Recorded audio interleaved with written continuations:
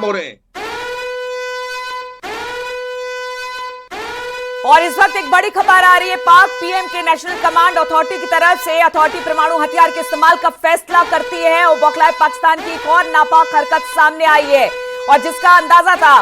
पाक पीएम के national command authority की एक बैठक बुलाई है। अथॉरिटी परमाणु हथियार के इस्तेमाल का फैसला करती है और पाकिस्तान, हम पहले भी कह रहे थे कि लंगूर के हाथ में ये परमाणु बम है, पता नहीं ये लंगूर क्या करेगा। अब देखिए, अथॉरिटी परमाणु हथियार के इस्तेमाल का फैसला करती है और उसकी एक बैठक बुला ली गई है पाकिस्तान की तरफ से।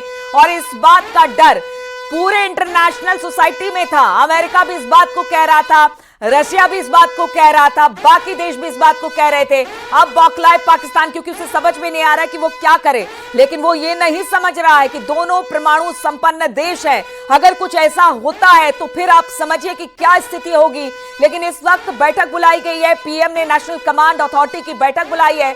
नेशनल कमांड अथॉरिटी परमाणु हथियार के इस्तेमाल को लेकर फैसला करता है और ये क्यों बुलाई गई है, किस लिए बुलाई गई है, ये बड़ी खबर है और उसको लेकर शायद भारतीय सेना और भारत सरकार भी अलर्ट हो गई होगी।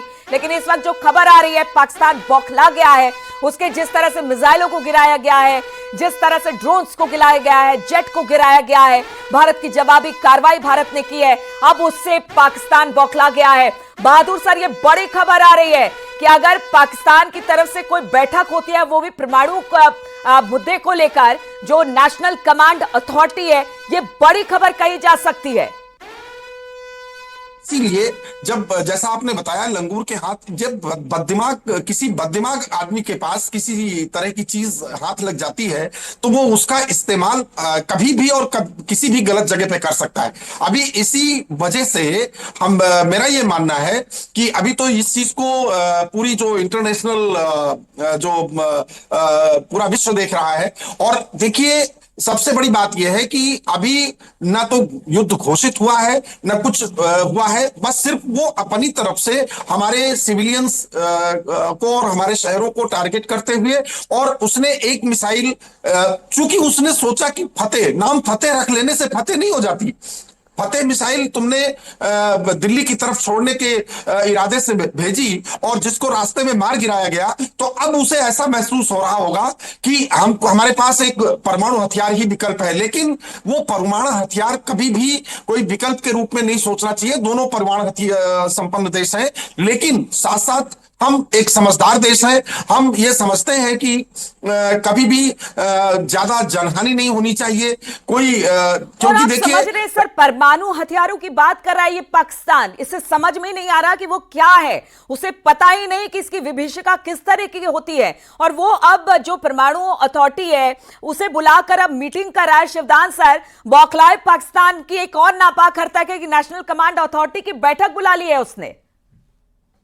देखिए, मैं यहां बताना चाहता हूं कि किसी भी हथियार के दो हिस्से होते हैं, एक तो उसका कैरियर होता है, एक उसका मेन जो एक्सप्लोसिव पोर्शन होता है।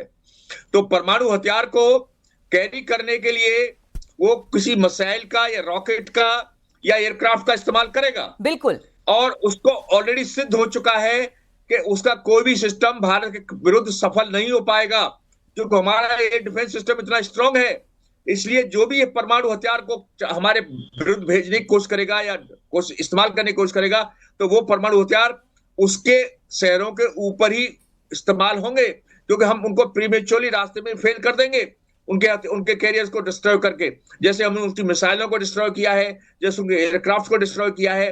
तो इसलिए उसको इस्तेमाल करने से पहले इसको सोच लेना चाहिए। बिल्कुल शिवदान सर, अभी तो हम उनके इलाके में घुसे भी नहीं है, हमने तो अपने इलाके से ही वार किया जिससे इतना नुकसान हुआ।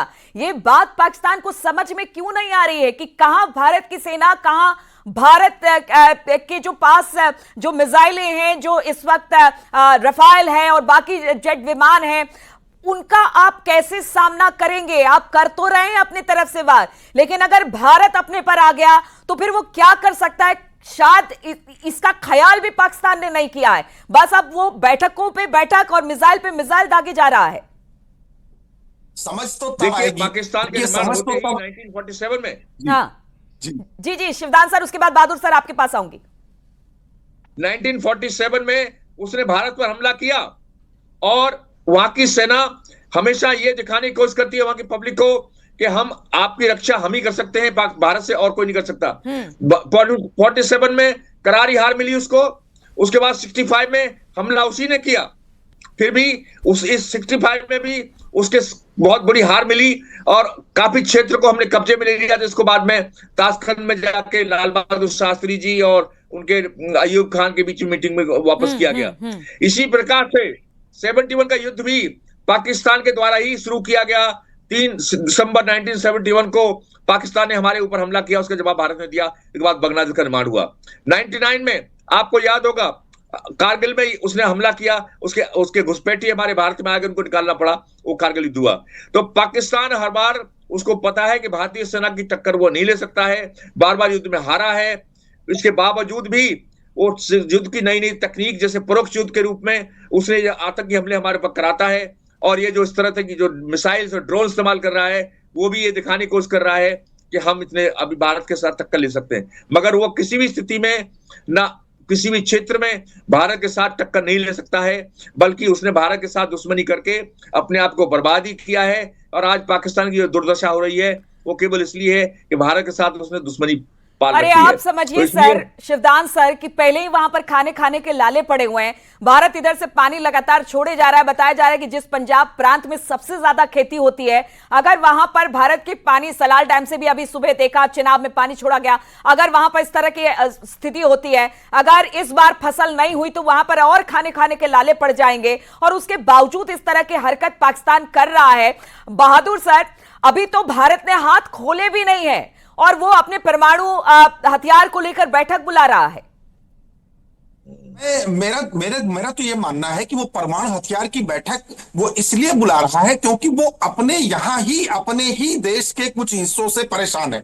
जैसे उसको बलूचिस्तान से डर है। बलूचिस्तान जो BLA है, बलूचिस्तान लिबरेशन आर्मी, हाँ। वो पाकिस्तानी आर्मी की कमर तोड़ने पर आमादा है। तो इस वजह से वो ये महसूस कर बैठा है कि हमारे अपने ही क्षेत्र में लोग जब हमारे खिलाफ हो गए हैं तो ये सब बर्बाद हो जाए तब भी मेरे ऊपर कोई फर्क नहीं पड़ता, तो क्यों ना हम ये परमाणु हथियार का ही ऑप्शन क्यों ना ले लें। इसका मतलब वो अपने ही लोगों की जान लेने पर आमादा हो चुका है पाकिस्तान, अगर उसने इस तरह की बात सोची है तो। और दूसरी बात मैं ये बताना चाहता हूं कि देखिए, पाकिस्तान में हमारे यहां ये S-400 जो हमारा सुदर्शन चक्र है, ये तो अभेद्य है ही, लेकिन एक बात और समझनी चाहिए, पाकिस्तान को यह पता होगी कि हमारे पास इस सुदर्शन चक्र के अलावा और भी बहुत से ऐसे जो है एयर डिफेंस सिस्टम्स हैं जो पहले से भी विद्यमान थे, और उनकी भी ऐसी क्षमता है जो एक बहुत बड़ा सुरक्षा कवच प्रदान करते हैं। तो हम उन सिस्टम्स का नाम नहीं लेंगे क्योंकि S-400 की चर्चा तो ये हो ही रही है, उससे तो पाकिस्तान डरा हुआ ही है, लेकिन ऐसे समय पर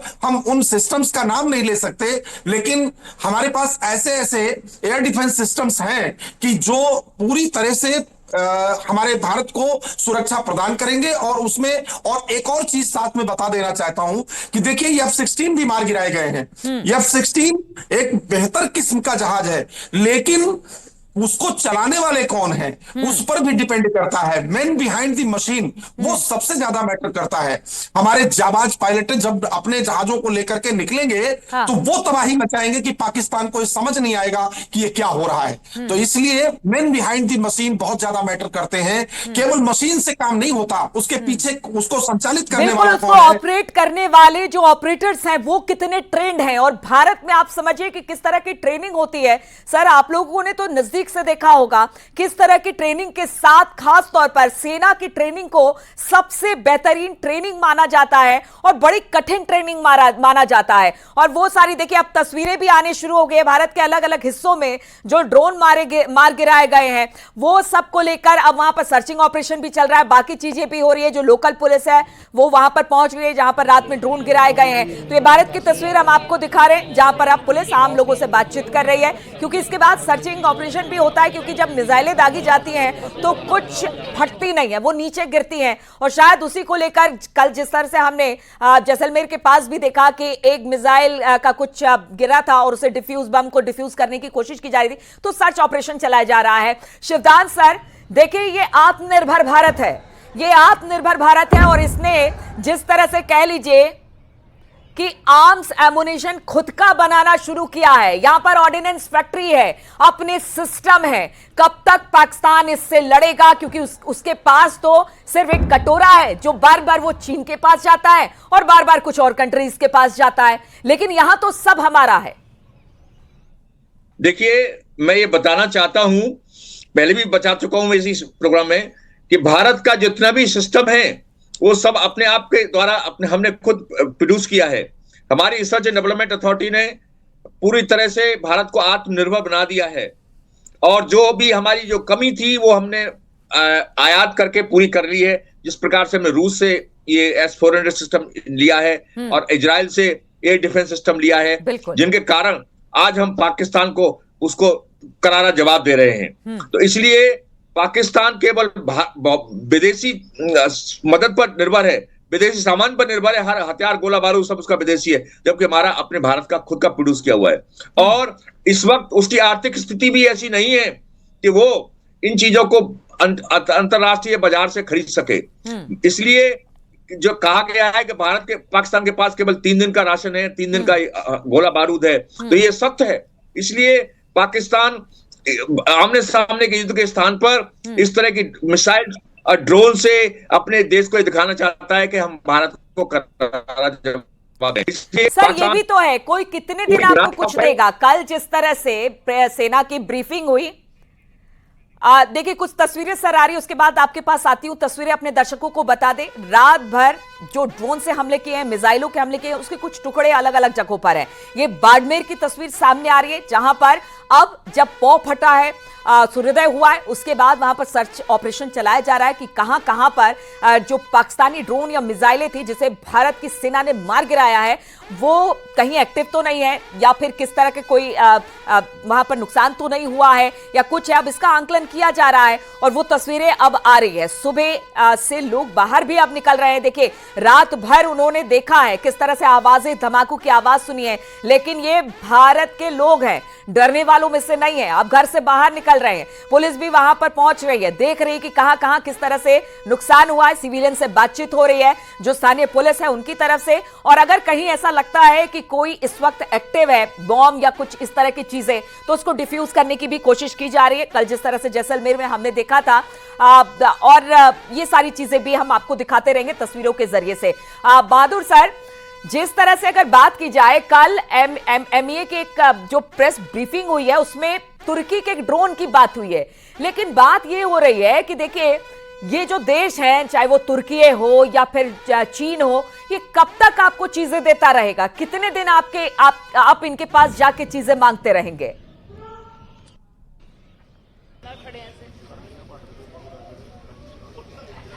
शिवदान सर, आवाज आ रही है क्या?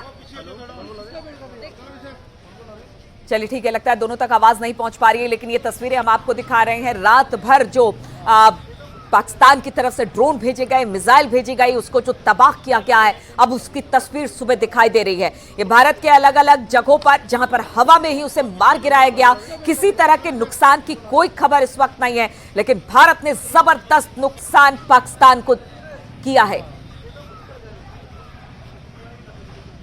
बहादुर सर, जिस तरह से आपसे सवाल पूछ रहे थे, शायद आपका फोन डिस्कनेक्ट हो गया था। ये जो तुर्की, कल एक प्रेस ब्रीफिंग हुई जिसमें कहा गया कि तुर्की का ड्रोन था। अब ऐसे में हम ये कहें कि पाकिस्तान को तुर्की कब तक ड्रोन देगा या मिसाइल देगा, या फिर कब तक चीन देगा, ये बड़ी बात है। कब तक वो इनके ऊपर डिपेंड रहकर भारत पर हमला कर सकता है?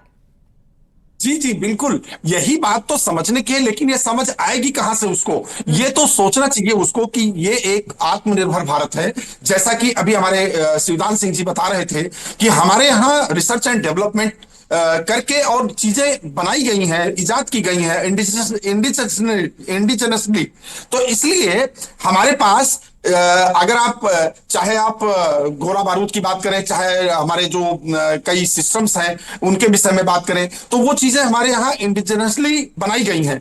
और दूसरी बात, उसके साथ साथ जहां तक मैन पावर का सवाल है, हमारे देश की जो सेना है, हमारे यहाँ जो सैनिकों का जो मनोबल है, जिस प्रकार से वो देश के प्रति समर्पित रहते हैं, क्योंकि देखिए लीडरशिप का बहुत बड़ा असर पड़ता है। जो नेतृत्व जिस तरह से एक बारीकी से हर सेना के साथ हर मोर्चे पर रहने का और उसकी हर बारीकी को समझने का और उसके लिए हर संभव प्रयास करके उनको हर चीज मुहैया कराने का प्रयास करता है, तो वहां की सेना का जज्बा बहुत ही हाई रहता है। और उसके बिल्कुल साथ सर, साथ एक में तस्वीर आ रही है, जरा अपने दर्शकों को उसके बारे में बता दे। पंजाब के जो बॉर्डर इलाके हैं जहां पर लगातार हमले किए गए ड्रोन से, मिसाइल से, जिनको मार गिराया भारतीय सेना ने, उसके सेल्स इस वक्त इकट्ठा करती जो स्थानीय पुलिस है वो दिखाई दे रही है।